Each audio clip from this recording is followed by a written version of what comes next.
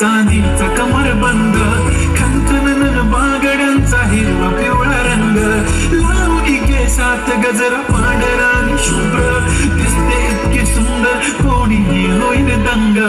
काळी बिंदी काळी कुर्ती घालून आली ती, बोलली अहो भेटाना नदीच्या काठीशी, ओले ओले आली ती माझ्या पाठीशी, बोलली अहो भेटाना नदीच्या काठीशी.